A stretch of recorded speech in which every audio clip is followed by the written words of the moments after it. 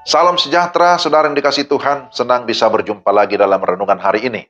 Mari kita berdoa sebelum membaca firman Tuhan. Tuhan, terima kasih ada kesempatan bagi kami untuk merenungkan kebenaran firman-Mu. Kami mohon hikmat, pengertian dari Allah Roh Kudus, sehingga kami dapat memahami kebenaran firman-Mu dengan baik. Dalam nama Tuhan Yesus kami berdoa. Amin. Firman Tuhan dari Kisah Para Rasul 1 ayat 8. Tetapi kamu akan menerima kuasa kalau Roh Kudus turun ke atas kamu. Dan kamu akan menjadi saksiku di Yerusalem dan di seluruh Yudea dan Samaria dan sampai ke ujung bumi. Demikian firman Tuhan. Tema kita, Roh Kudus yang memampukan. Saudara yang dikasihi Tuhan, bagian firman Tuhan yang kita baca sudah sangat terkenal. Dan saya yakin di antara Bapak Ibu sudah ada yang menghafalnya. Kiranya demikian. Ya.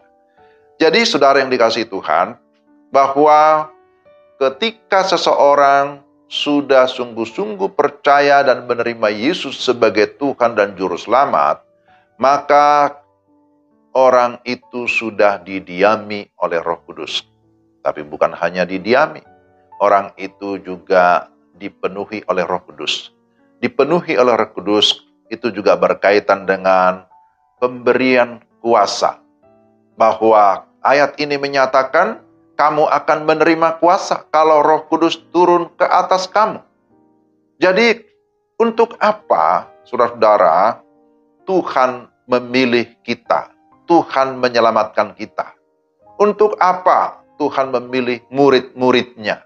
Saudara dan saya adalah murid-murid Kristus. Amin ya. Maka tujuan pemilihan murid itu adalah untuk menyampaikan pengajaran-pengajaran dari Sang Guru Agung, untuk menyampaikan amanat agung, perintah agung, apa yang Tuhan sudah sampaikan kepada murid-muridnya. Itulah yang harus disebarkan, itulah yang harus dikabarkan, dikatakan sampai ke ujung bumi. Maka dalam rangka saudara dan saya menjadi saksi di Yerusalem, Yudea, Samaria, sampai ke ujung bumi, Tuhan memberikan kita kuasa supaya kita memiliki kemampuan dan keberanian dalam menjalankan tugas yang mulia itu. Jadi kita harus sadari, saudara, bahwa sesungguhnya kita ini lemah, kita terbatas. Dan Tuhan tahu itu. Itulah sebabnya Dia memberikan kita kuasa, memberikan kita dunamos, memberikan kita power untuk berani mengabarkan Injil, memberitakan firman di tengah-tengah dunia yang membenci kebenaran. Jadi ini hal yang pertama yang harus kita pahami. Roh Kudus memberikan kita kemampuan. Itu sebabnya ada kuasa yang diberikan kepada setiap orang percaya. Tetapi dalam rangka kita menjalankan tugas mulia, pelayanan di tengah-tengah dunia ini, Roh Kudus juga memberikan kita karunia-karunia rohani untuk bisa melayani lebih efektif. Dalam 1 Korintus 12 ayat 7 sampai dengan ayat 11 di sana dikatakan, tetapi kepada tiap-tiap orang dikaruniakan penyataan roh untuk kepentingan bersama. Sebab kepada yang seorang roh memberikan berbagai karunia, saya tidak bacakan semua. Tetapi semuanya ini dikerjakan oleh roh yang satu dan yang sama, yang memberikan karunia kepada tiap-tiap orang secara khusus, seperti yang dikehendakinya. Jadi kita lihat bahwa Roh Kudus memberikan karunia-karunia pelayanan, karunia rohani kepada tiap-tiap orang. Artinya tiap orang yang percaya kepadanya. Seperti yang dikehendakinya atau sesuai dengan kehendaknya.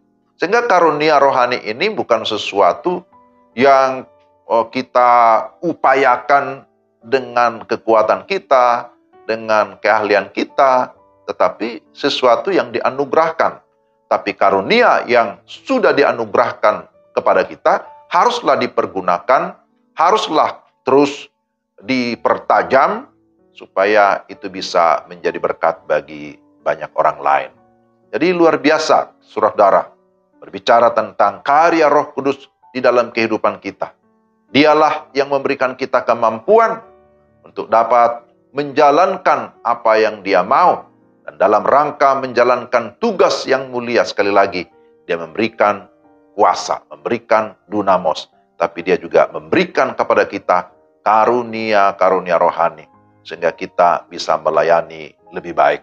Karena itu saudara, baiklah kita mempergunakan setiap kesempatan yang Tuhan berikan, setiap karunia yang Tuhan berikan untuk kita bisa menjadi berkat bagi banyak orang di tengah-tengah keluarga kita, di tengah-tengah lingkungan kita, di tengah-tengah pekerjaan kita, bahkan di tengah gereja kita masing-masing.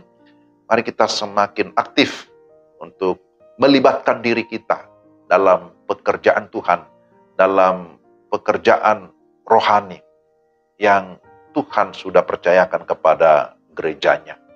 Kita rindu melalui kehidupan kita ada orang-orang lain yang datang kepada Tuhan, yang imannya diteguhkan, yang sungguh-sungguh mau menyerahkan hidupnya juga dipakai oleh Tuhan. Mari kita berdoa. Ya Tuhan, terima kasih untuk firman-Mu yang sungguh meneguhkan kami bahwa Roh Kudus adalah roh yang hidup, yang memberikan kami kuasa, juga memberikan kami karunia untuk bisa melayani.